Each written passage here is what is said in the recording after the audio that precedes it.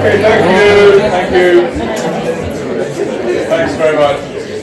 So I'm delighted to have Dave Erasmus with us today. So many of you will have seen Dave at the away trip to Windsor.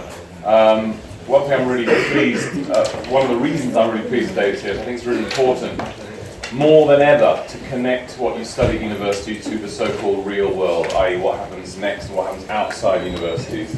And I can't think of anyone better, really, that I know on the planet to help us with that than Dave. So I'm going to turn over to Dave, and he's going to tell you about intelligence as a superconcept. Thanks, Dave. Good job. Thanks for having me here today, and I will have seen some of you before on the retreat. I'm really, really excited to be with you today. I've been on a very long journey for about 10 years. I've been doing stuff in the world, starting companies, selling companies, failing companies, doing various other projects, thinking about how the world works as an interconnected system, really. For the last 5 years, I've been loosely connected with BASc. I sat on the committee as we were trying to figure out how to do recruitment well and not weed out people inadvertently who would be awesome for the course. And then in the last 18 months, I've really let go of all of my beliefs around identity and my identity in my beliefs, and decided to try and start from scratch, trying to look at the world directly and build up a worldview that fitted. And the word that kept coming up again and again and again for me in various different spaces and different spheres was the word intelligence. And then the more I looked into it, the less I could find that made any cohesive sense, especially that made sense across disciplines, scales and scenarios. And so it ended up becoming a real framework for me that helps me to engage with the world. And in dinner with Carl a year ago, he said he'd love me to come and share it as a super concept with you guys, and that seemed to fit really well with my journey, so here I am. I want to talk a bit about it today and see where we get to. Hopefully you'll find something valuable in the learning journey, whether it's the way I've approached looking at things from scratch, whether it's the concept itself, or some of the concepts that I point you to. Hopefully they won't all be brand new, you will have come across some of them before. So firstly, Sam Harris at TED earlier this year, intelligence is either the source of everything we value, or we need it to safeguard everything we value. It's our most valuable resource. That doesn't say much about the entity itself, but it does tell you something about how we use this as part of our world.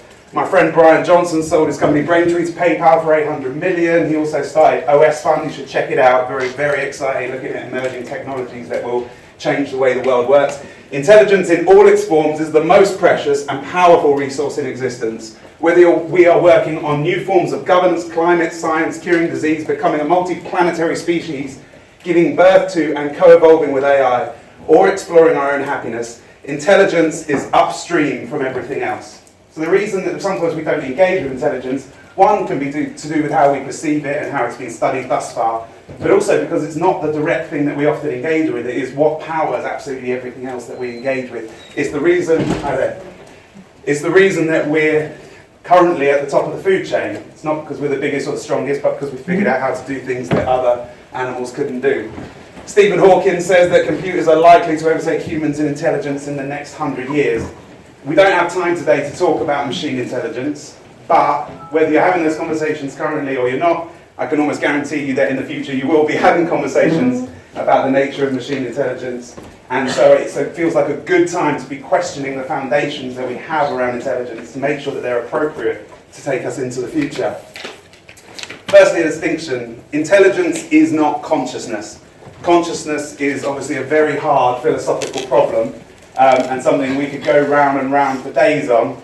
I advise thinking about it, but only over whiskey in a hot tub or something similar like that, and with very good friends who could survive the conversation.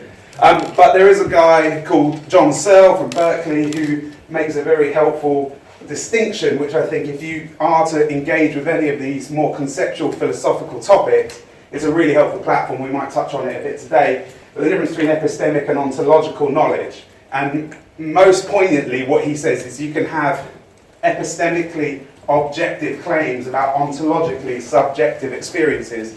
That is to say, you can create hard facts or evidence around things that are really personal and subjective, hard to describe even. And that's important because one of the biggest issues I find when trying to discuss intelligence with people is that people's minds just go off into all sorts of different places. You're dealing with the semantics and not really dealing with the concepts that underpin the words. The earliest that I've found intelligence coming up in the English language is 1591, Spenser's poem, The stony coldness hath benumbed the sense, and dimmed with darkness their intelligence. So in this, he's got some kind of cognizance that there's an environmental engagement with the internal capacities of the person. Not a lot more. I mean, the word intelligence comes from the Latin intelligere, to choose between. Not a lot more happens to the word over the next 100 or 200 years that I can find, but it is, after that poem, listed in OED as a noun, ability to acquire and apply knowledge and skills. We'll come back to why that nounness is important later on. Things begin to get interesting after the Enlightenment. We know that Charles Darwin, Origin of Species, begins to set a framework for people to start thinking rationally about the world and how they engage with it. This context of reductionism, there was a lot of perceived gains to be had in this industrialization process, whether you're doing the standardization in production of materials in factories or whether you're doing it in the education process itself. And then people tried their very hardest to try and apply this to humans themselves. And it's important to understand that context because it helps you understand why people came up with the ideas and the approaches that they did. But before we go on to Charles Darwin, you have to know about his grandfather, who's often omitted from this journey. His name is conveniently Erasmus Darwin. He wrote Zoonomia, which was a very, very dense book which barely anybody read at all, and then the ideas were taken and furthered and productized a lot better by his grandson. But I really get excited when I read this. What a magnificent idea of the infinite power of the great architect, the cause of causes, parent of parents, ens entium. For if we may compare infinities, it would seem to require a greater infinity of power to cause the causes of effects than to cause the effects themselves. So he was a biologist. He was part of this group called the lunatics who met under the moonlight every month, and they would think of how to use these new and create innovations that could be used under this sort of industrial way of thinking. He was a very engaged man. He was a big proponent of women's rights and a very interesting bloke. And I like the way that he looks at both what we can learn through observing matter, through observing biology and how it progresses and processes, but also reserving some real reverence, I guess, for the cause of causes itself. Charles Darwin's cousin, another grandson of Erasmus, is Francis Galton, who you may know has quite a intertwined relationship with this institution, with UCL. But before we can talk about Galton, who pertains more directly to the intelligence story, we have to learn about Adolphe Quetelet. He's a Belgian astronomer, and he was really interested in Newton's laws. He liked the way that it could help us engage and know how natural forces were working. And the way that they were using maths in astronomy was to look to see the speed of Saturn. They were looking through the telescope to see the length of time it takes to get from one line to the next. And obviously all of the astronomers were coming up with different results because they're literally just pressing their stopwatch and then starting and stopping their stopwatch and then trying to figure out over a long space and time distance how far Saturn was going. So the best way to find out what the best, most accurate measurement of the speed of Saturn was to create an average for it. And that seemed to work quite well for them. He wanted and felt that his most useful contribution to society would be trying to apply those laws to humans and in the social space to try and create that kind of averagarian thinking. So he believed in the average man. He believed that everything, if you took a measurement of 10,000 men and found the average, that was the measure to be excited to be attained. And anything that deviated from that, whether you were bigger or smaller, was deviance. And so he was looking for the average.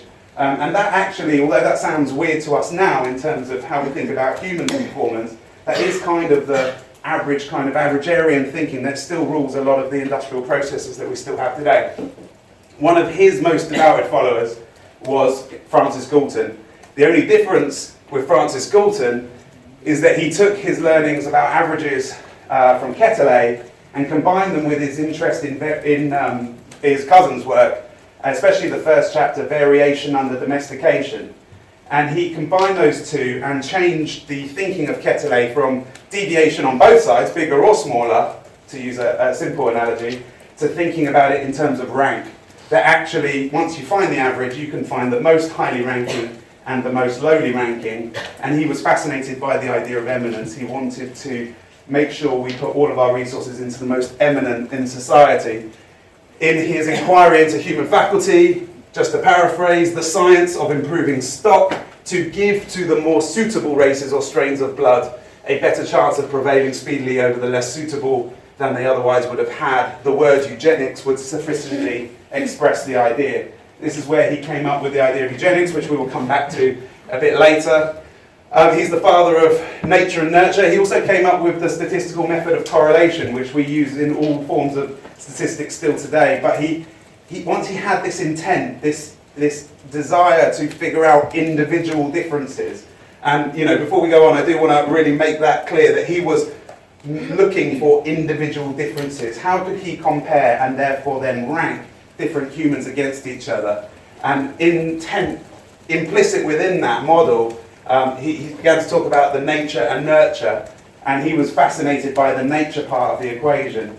We don't have enough time today to go into all the psychological studies that have gone on around intelligence measurement under this kind of paradigm, but depending on what research you look at, most of the most prolific researchers will appreciate that there is a nature element and a nurture element. And I think we need to think carefully about which part of that equation we're most interested in spending our time thinking about. This notion of individual differences went forward to Alfred Binet, 1905, working for the French government, trying to find a way to find out which students that are acting up might have sort of psychological deficiencies so that they could get the right support. That's how it's labelled. In about 1916, Louis Tierman from Stanford got hold of the Binet test, modified it. It ended up being called the Stanford-Binet IQ test. IQ stands for intelligence quotient. Again, an important use of language that we have to come back to at a later date. It's basically a way of doing multiple different cognitive tests to try to help you understand how fast and how well someone's engaging with abstract information, and then from that making a deduction using this averagarian method to figure out someone's intelligence quotient. The challenge with this is, as if you do it more times, like you would when you're trying to measure the speed of Saturn, you begin to learn the test. So it's no longer testing what they were trying to test in the first instance. So they don't use the test again and again, because then they have insufficient data. So they have to use group averages to try and find a meaningful average, which is one of the biggest problems with the test. I mean, you will easily find, if you Google it, plenty of the other flaws in it. You can look at the Flynn effect, how it seems to be rising year after year after year. It's got nothing to do with the, well, he would say himself, it's very unlikely that it's got anything to do with our actual magnificent increase in intelligence, but rather something to do with cultural norms, with the kind of workload, the kind of challenges we're used to dealing with in our more cognitively exasperating culture that we live in now. There's lots of cultural bias within it. If you go and test tribes in Africa, like Cole did in the 50s, you find that the way they associate things actually makes a lot more sense. So if I do it rightly, they were trying to show pairs of, there was a hoe and a potato, and a tomato and, let's say, a spade. And they were saying, how do you pair these up? And the Western testers thought it should be tomato and potato, and the hoe and the spade, because that was they're most similar in their material. But the tribesmen paired it potato and hoe and tomato and spade, and they said, oh, well, that was wrong. And then they said, how would a fool do it? And then they connected them the other way. So that kind of thinking was actually quite logical and common sense for them, because you can't gain any value out of pairing a spade and a hoe. There's nothing useful about that. Much more useful to tie up a potato and a hoe. But there's a very simple analogy, it's a true one, but to show a lot of the cultural biases that are implicit when rich white men try and set standards for everybody else. This idea, the psychology of eugenics, and then obviously it went into the mathematical systems, was then used most importantly in the 50s in the eugenics movement. Lots of expressions of it around the world, but the one that was most surprising to me was that 60,000 women in the US, typically lower socioeconomic groupings, had forced sterilisation based on their IQ scores. So they were not allowed to have children because of how their intelligence quotient and how much capacity dictated by this very flawed test. And 20,000 of those were in California. So you see lots of this in Nazi Germany as well, and you could debate about how much of this is the fault of the test and how much of this is the fault of the leadership, and it was a tool that was used. But I would go back to the original intent of Galton and say you wouldn't have developed this set of tools had you not had the intent in the beginning. And it's very important to think about, when we're thinking about super concepts, when we're thinking about ideas and the power that they have in society, to think about with the intent from which they rose often dictates how they take root in society.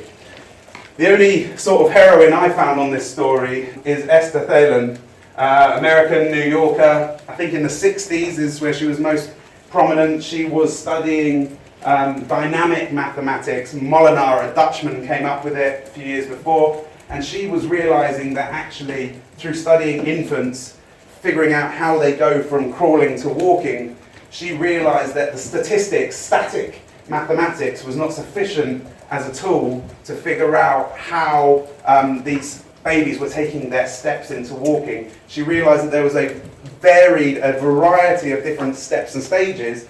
They were all successful methods for getting from crawling around to walking, and that the statistic tools that she had weren't insufficient in sort of understanding this dynamic kind of progression that happened. And she really started to explore the idea that you can do learning and move forwards in life without this sort of standardization. That a lot of the way she did things was to analyze first individually and then see if there's a way to aggregate, rather than aggregating and analysing at a group level where you actually can lose some of the original meaning and context along the way. We could go and talk about the theories of intelligence in psychology that emerged in the 1900s. Again, that's very easy to find. You get it in psychology lectures anywhere on Google. We've got the G factor from Spearman, the idea that there's one central intelligence and that is powers and is expressed in many ways. The idea of fluid and crystallized, which I find quite useful actually, the idea that previous experiences that you implement again to solve problems, or the idea of fluid intelligence, actually engaging with your environment, actually engaging with what is in the room to come up with novel solutions. Gardner's theory of multiple intelligences, the idea that there's 9 different kinds of intelligence. He says in his own memoirs that if he had another lifetime or two, he's not got sufficiently far enough that he would like to go further and find a unified theory. Sternberg's triarchic, and Mayer's work on emotional intelligence. The problem with a lot of these, and why I'm not going to spend much time on them, is they haven't got really the same kind of quantified analysis underneath them as sort of the IQ paradigm that we kind of still live under. They haven't found, and take Gardner for example, it's nothing more than a theory really. So it's not that the idea is really provable to be right or to be wrong, because there's not much sort of scientific evidence for it. It's more of an idea than anything else. What I want to help us try to do is to break out of the anthropocentric walls, and try to think about intelligence as a system that can be observed in any matter of system, whether that be biological, animal, cellular, or even to be able to have the eyes that would be able to see it in machines as we go forwards. And thus intelligence has a super concept on any scale, complexity or matter. I think of it as the creative process by which life happens. Another distinction that's important to make is the difference between potential and actual intelligence. So often, a lot of these abstract scenarios where we try to think about intelligence, they're not actually looking at actual intelligence engaging in a real life scenario. They're looking at the potential for intelligence. They're looking at, you might refer to someone as intelligent because you've seen them and perceived them to act intelligently in the past, and therefore you ascribe them that title and think that they'll do so again. What I'm interested in is thinking about actual intelligence. How do systems actually engage with their environment? After looking at literally hundreds of definitions, there's a paper that I attach at the end, which is a guy, Hutter from Cornell, that did a lot of hard work, putting 100 different definitions from across society together. I looked at those. I've had professors from all around the world. As soon as you stick the UCL name in an email that you're sending someone, they get back to you. It's really handy. So I've had all these professors come back to me from around the world telling me lengthy answers about what they think intelligence is and isn't. The only definition that I've come to that I feel is helpful on any scale with any kind of matter as a superconcept is the idea that it relates specifically to systems thinking and goes on to engage with model thinking, but a system's ability to engage effectively with its environment. I could spend literally all day unpacking, obviously, engage effectively, and environment, and indeed system as well. Clearly we don't have time for that today, but that is the only definition, and it's the definition that powers everything let me finish that sentence. The only definition that I can see useful, and it's the definition that helps power everything we see going forward. I see intelligence as an effective engagement with environment, and therefore it has three deeply interrelated ingredients. Going back to Thaylen's work, she sees that if you want to create a change in the neural network, sometimes the best way to do that is an embodied experience, making some kind of different habit that goes back and changes the neural networking. So you can't divorce these three ingredients. They are deeply interrelated, yet they are worth classifying separately. The first is stimulus. How able is this system to ingest ingredients or to know the information of its environment? And the second stage would be to metabolize or to process, in some way to handle, to understand that information. And then the third is, to what extent does it have an ability to express, to engage, to act with agency, to put back into the environment, to break through its own walls and engage with the outside world. I think this is, for me, a very helpful way of trying to help diagnose at what part of this process is the system falling short, and it helps diagnose even with people and where they may seek to put their attention to try and improve their ability to be effective in the world. And I use this kind of thinking when I have leaders come and spend time with me, when they're trying to figure out how to move forwards with their work, when they're trying to think how to move forwards with their businesses and in their personal life. So it kind of scales in different ways. A couple other things that we can then say about intelligence. Firstly, it is dynamic. Have any of you come across Carol Dweck's work? Wow, okay. Carol Dweck is awesome. Definitely go and check her out, TED Talks and all the rest. I've got a thing at the end of the presentation. She talks about the power of yet. She talks about the power of mindset, the growth mindset. And what she's really saying is that people who have a growth mindset can massively change their power to learn, the rate at which they learn. And what happens if you put an electroencephalogram on their mind, you see that when they find error, when they get told they've done something wrong, people with a growth mindset, their mind blows up. It's like, yes, time to learn, time to move forwards, time to form new pathways. People without a growth mindset, their mind shuts down. They have embarrassment, they want to run, basically. And that teaching this power, I can't do this yet. The power of the growth mindset makes a massive, massive difference in all of our ability to learn and change those pathways. Spending quite a bit of time with Professor Walsh, who I'm sure you all know, and he's been educating me on neuroplasticity and all the and all the mad things that people say about it. But essentially, the key thing from our conversations has been that the number of brain cells, the overall mass of the brain, doesn't seem to really grow much beyond sort of your early teenage years. But the number of connections, the density of the connections and the pathways within the brain seem to continue to grow extensively until around the age of 40 to 50, depending on the person. And so that is where the intelligence arises from, and that is a dynamic process based on your continual engagement with the environment. And the third way in which intelligence is dynamic is the fact that it is this process of engagement. It is not an attribute that you can just give to a system and say, you know, that's a bloke, that's an intelligent bloke. It's not an attribute that you can classify a person or a system with. It is a process that is constantly changing and developing and dependent on the environment that that system is in. The second thing to say is that it has order. So firstly, if you've looked at Wilson's book, you will have hopefully come across Ashby's law of requisite variety, that only variety can absorb variety, that only a more complex system can manage or govern a less complex system. And so there is a sense that whilst it's difficult to describe something's general intelligence, because in every environment, if fish can't climb a tree very well, for example, there is a sense that in context you can describe the order of the different systems at play. George Dyson wrote a very dense but amazing book that I've definitely lent on as part of this, which is called Darwin Amongst the Machines. He wrote me an email that basically said, and again I'll put it in the slide, it's in my notes, but I don't want to mess up the presentation. It basically says it's very difficult to talk about what intelligence is, but its orders can be determined by the system's ability to create an internal model of other systems, whether that be the slope that it's sitting on, model itself, or model other active or intelligent systems. In that way, you can begin to think about which systems sit where in an environment, in a scenario, based on their complexity and ability to model other systems.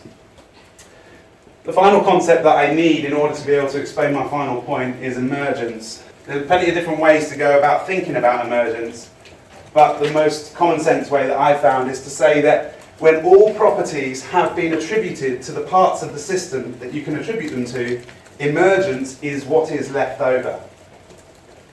So emergence is the property that would only have been created based on the ingredients of the system that are present, and it cannot be attributed to a smaller part of the system. To use a simple analogy, if we think about a river, think about what a river is. It's not just water. A river is a relationship between the water and the land. It follows kind of a path of least resistance, and then that, due to the power of velocity and quantity of water, the nature of the soil, the weather cycle conditions, I didn't do geography so I won't claim to know much more than that, it kind of creates this path that meanders, changes, and is constantly dynamic. If you remove the land from the scenario, there is no river. The river only comes out of the relationship between the water and the land. If you remove one part of the system, you have something else, not a river. In a similar way, I can say that intelligence is the emergent process of the relationship between a system and its environment. It is that process by which something new comes into formation because of that unique engagement between this system and its environment. You could say that the flow creates the property of life. So intelligence in that way is something that the system is a part of creating. It's something that the system participates in. You could say that it occurs.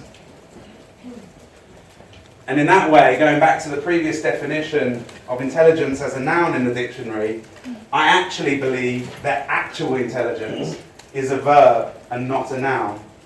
An occurrence, something that happens, not something that you can classify as a person, place, thing, or idea. When you think about the word paint, I'm sure there's a few artists in here. In the dictionary, standard search on Google, you'll find it as a noun. You can investigate the substance, thinking about what the paint actually is as a material. Or you can look at it through the lens of thinking of it as a verb, what it is to paint,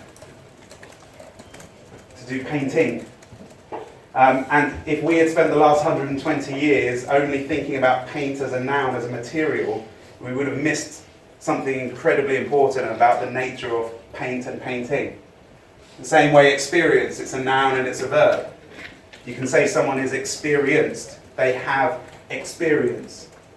But the most important thing that's actually interesting is to think about what it is to experience something, to be experiencing something.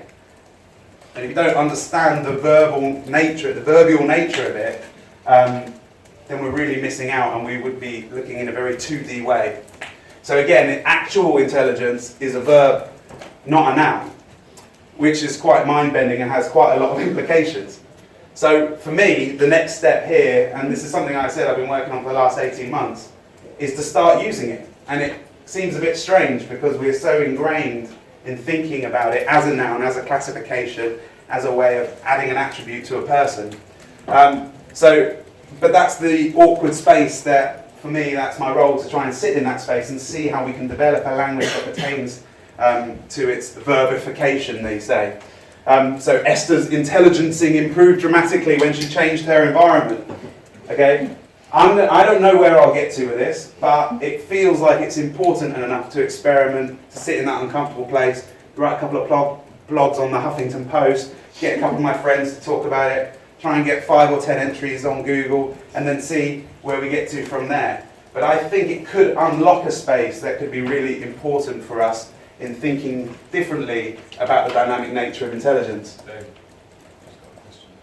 Yeah. Question. Your definition of the verb of intelligence, how does that differ from learning? How is it different from learning?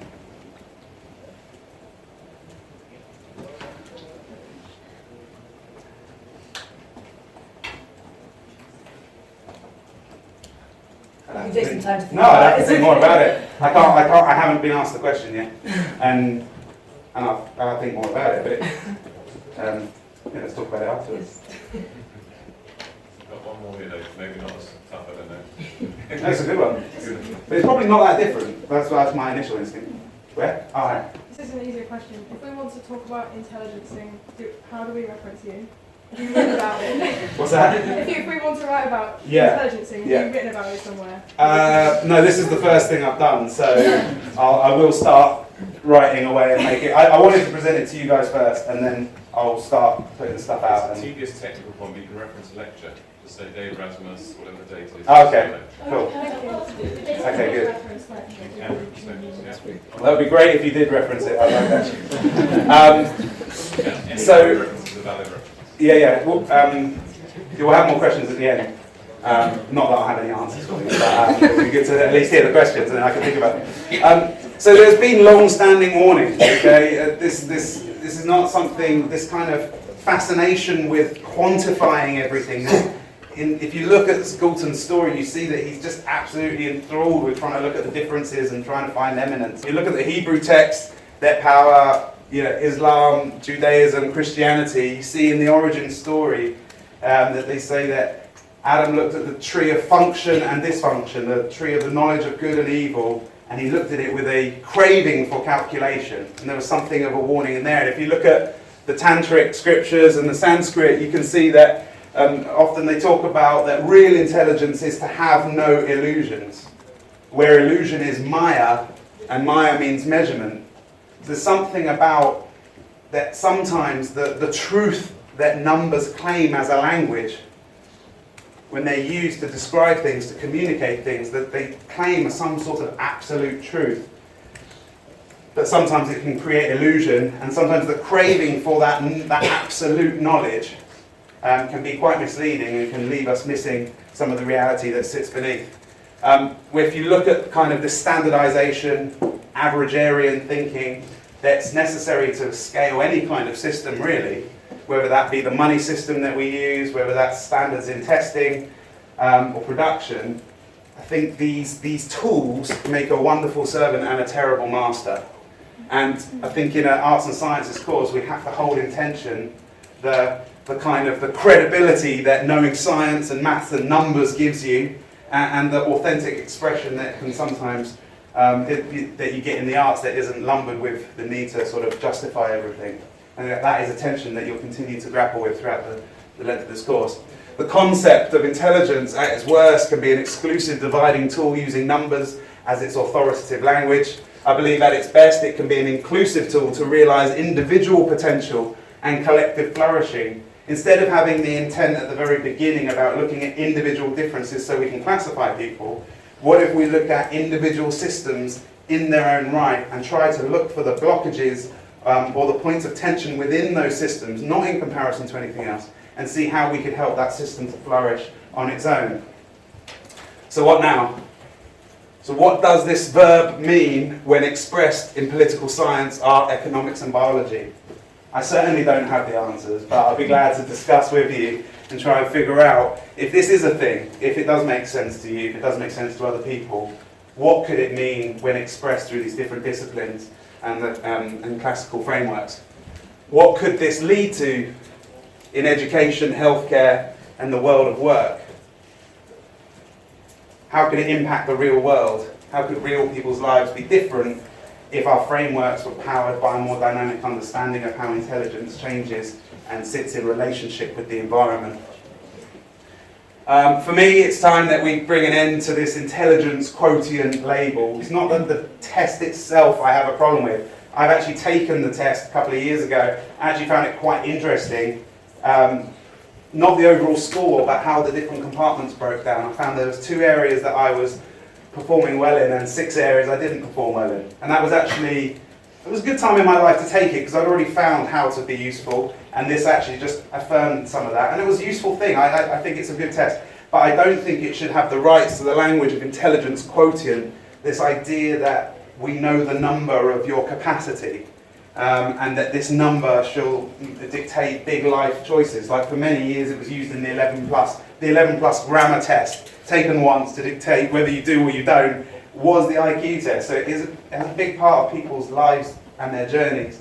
I don't think it should be allowed that kind of language. It should be allowed something along the lines of an average cognition estimation, something like that. I'm not really bothered what it's called. I just don't want a piece of language that suggests such a core part of our identity. And for me, I'm interested at this way of looking at intelligence flow, this dynamic process by which life happens, asking kind of questions like, what can we learn about the creative process of life? How can we look for it? How can we look to unlock its potential? How can we look to increase flourishing, increase flow, reduce frustration and blockage in any kind of system? And I think the biggest challenge at the moment is in this period in society really is having a story that we can believe in. But what I've found is that as we just explore, we discover. As we discover, we deepen. As we deepen, we grow. As we grow, we flourish. And as we flourish, we fulfill our potential in this great creative unfolding that came from the entium, as the first Darwin talked about. So as some of you said, that's all that's left for me now, is to start hacking around with this word and see where we can get to with it and see what kind of critique it brings. I mean, I would love to have discussions with people that think I'm talking absolute bollocks, because that will only hone it and take it forward. Here's some tools for sort of 1 hour of exploration. Searle on the epistemic ontological stuff, Hutter's definitions, Dweck's work, definitely look at that, Ashby, and emergence. They're kind of the underpinning principles that have helped me to be able to get to this kind of thinking. Thank you very much for listening.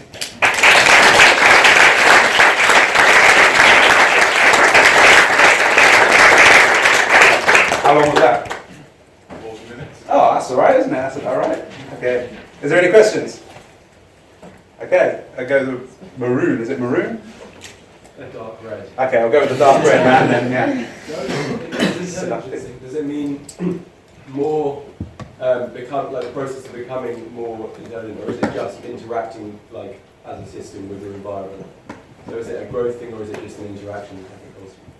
So I think what is not in my definition about effective engagement with environment is the term about adaptability, because it's not necessary, because at any point you're just able to look at, does this system engage effectively with its environment? But implicit is the fact that the environment is ever more so completely changing all the time, and the only time intelligence is really helpful is to try and establish how to engage effectively with the environment. So that growth, that learning and growth process, the reason going back to what you said, like, is it different to learning? I have to think more about it, but it's implicit within that we have to, any kind of system needs to be able to keep updating itself to figure out how to engage most effectively. So it's quite interrelated, really. I don't know if that answers your question. So like a feedback loop. Well, it's an ongoing feedback loop.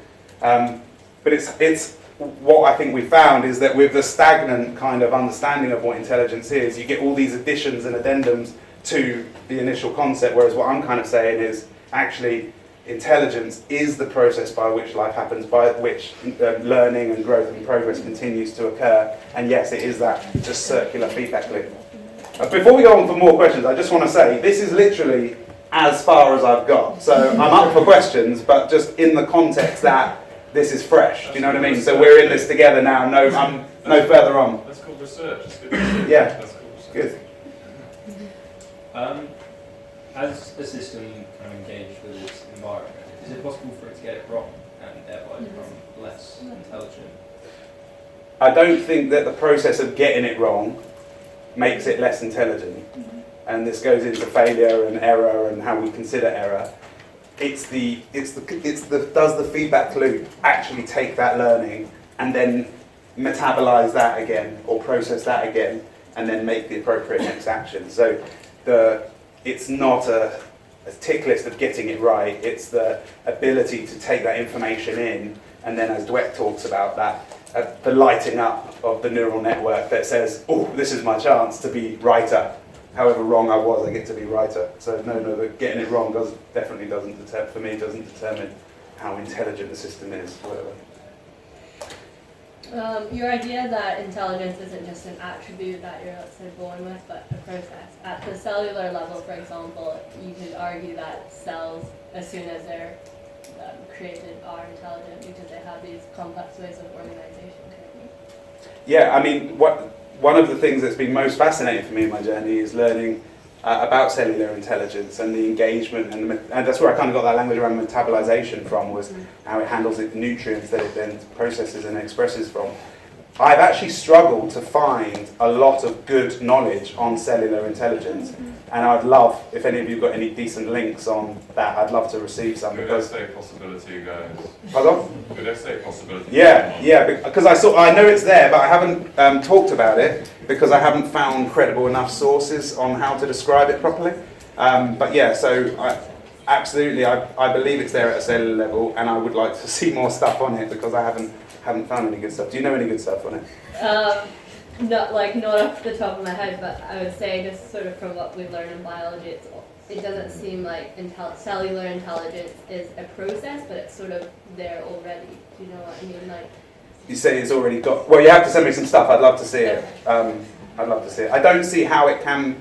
Yeah, I can't see how intelligence is a thing other than as a dynamic process, because to what extent is something engaging with its environment unless it's doing some kind of process of engagement? Without engagement, I can't see how you can describe it. It might have potential to be intelligent. It might be born with the potential to be intelligent, but as a dynamic act, I can't see how a painter can be a painter without painting.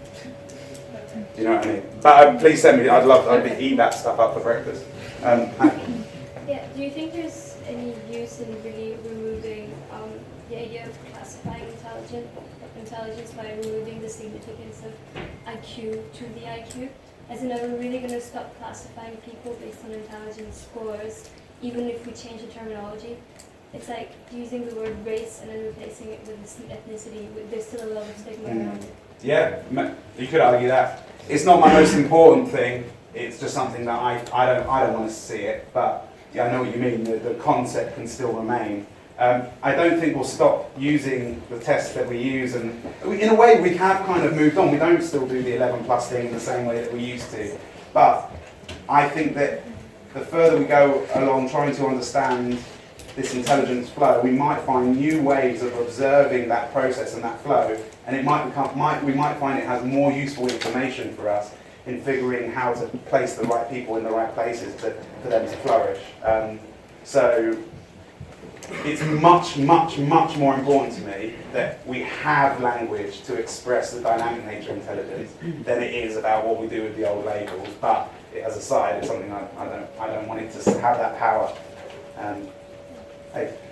I was thinking about your idea of effective engagement, and I was wondering, where do you get the criteria from? Do you get the criteria from the goal of the system, from how the system is created, or can the effectiveness of the system, can the criteria that defines the effectiveness of the system also change with the environment? Yeah. So yeah, like I said, that engage effectively environment thing, just the word effectively, you can have a whole series of lectures just on thinking about goal creation, and it gets into quite philosophical territory when you think about to what extent do humans have goals? Are we, to what extent is the purpose of life to have these goals that we're optimizing towards?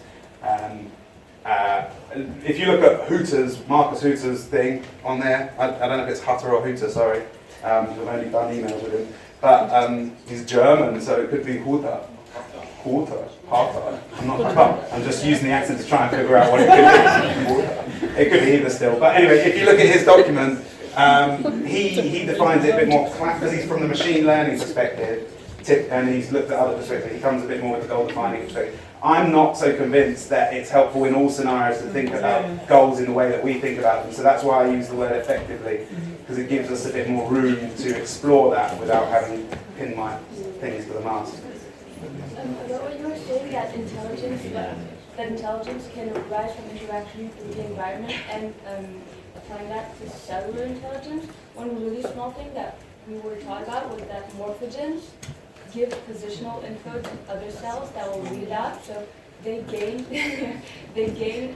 acquire their intelligence to become what they will become in their what they will become by reading out positional information and combining with their internal information.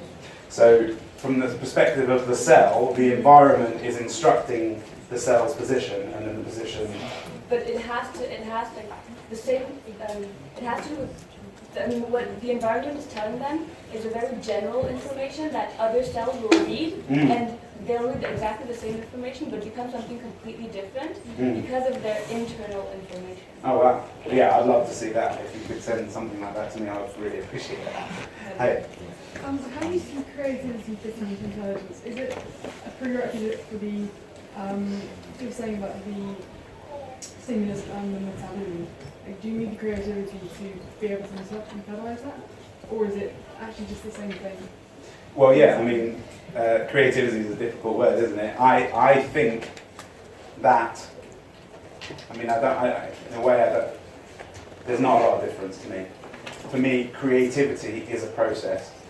Intelligence is this process as well, and I see intelligence as the creative process by which life happens.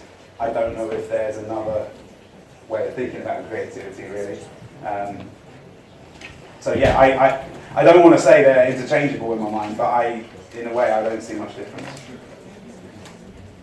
Do you think that education at the moment is stunting intelligence? Like, I think about other countries, but in the UK, a lot of exams are just rote learning, and it's very prescribed. Do you think that's just sort of stopping us from achieving our ability to intelligence? Hey! I mean, I don't want to make any big claims because literally I've just been trying to get the core of my thinking down. But yeah, I mean, I didn't go through the classical process, and I would worry what would have happened to me if I did. I didn't do that great. It's fine at school, but it didn't go great for me. And so that's all I'm really pulling from. I haven't really got a professional opinion on that yet, but I would say that the system of it, classic stuff you will have seen with Ken Robinson, and if you watch Carol Dweck stuff or whatever, it's like the system seems to just not be appropriate anymore for the kind of dynamic world that we're living in. And so I think there's plenty of space to rethink how we organise the education of young people on the basis of this dynamic understanding of intelligence and the environment that we live in. I think one of the key things I just want to say is that when you understand intelligence as an emergent process from the environment and the system, what it does is gives you absolute credibility to talk about how you could change the environment. You could optimize the environment in order to increase intelligence, not just increase some capacity within the system. So, and I found that as I've been trying to optimize my own process over this last year and a half, I've taken myself into different spaces, different countries, different places around the world to go and get Eastern philosophy learning, gone to San Francisco to do the effective altruism lot. I had a bloody good time doing it all as well, I must say. But you get this completely different space. It pulls a different kind of process out of you. Hey. I guess kind of going on the same point, do you think this would be a way of improving sort of, I don't know how to put it, special education, or sort of finding, because a lot of people who would argue that if people who have a disability which affects learning, they don't get proper education in the same way, they kind of get babied, but also at the same time, overlooking people, because there's an idea that if you're good at this, you're good at everything. Do you think it could improve? That's one of the things I'm most excited about is a lot of things that we think of, I don't know exactly all the words to use, I don't want to say the wrong thing, but a lot of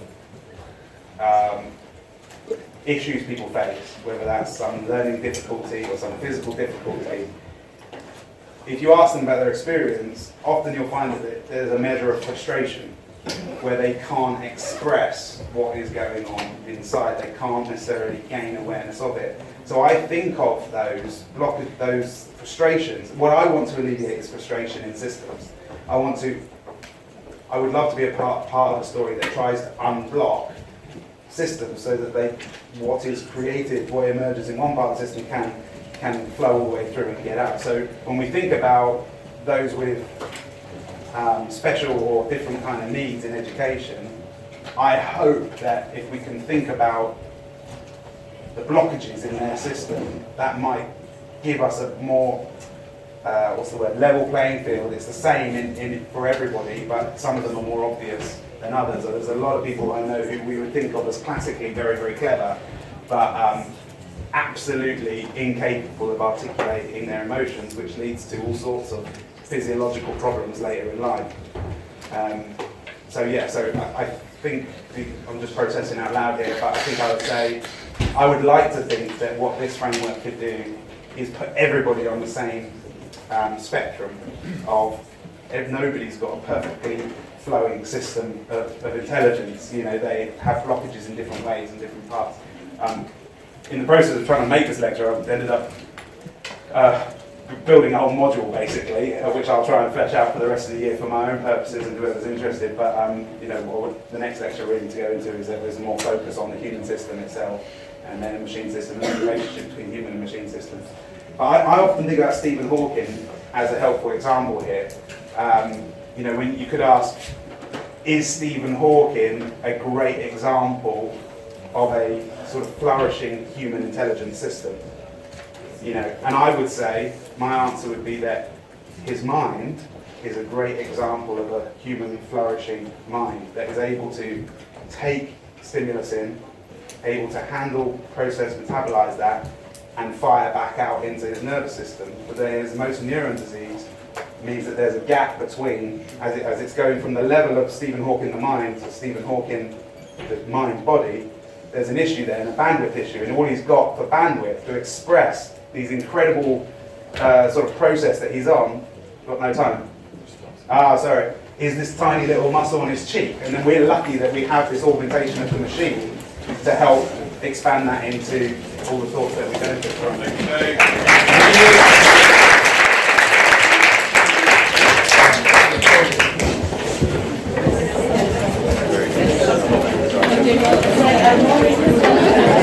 Well, that's it, it's done. Finally done. 18 months of thinking and a year since Carl commissioned me to do it, and he seemed fine with everything. I'm going to try and cobble together a video. Hopefully there's, most of the information's in there. If you guys listen to this and have any thoughts, any bodies of research, any counter arguments even, I would love to see them. It's the beginning of a journey of trying to unpack what intelligence as a verb means, what it is to intelligence, or to improve our intelligencing. And I would love your help with that, so any thoughts, please do send them. And hopefully, we'll see where this goes. I think I might do a bunch of sessions in the woods to unpack the other lectures that I didn't have a chance to include in here, about human intelligence, one about machine intelligence, one about the relationship between human and machine intelligence, and then I think there was one other as well. But anyway, see you guys soon. I'll be back in the woods in no time.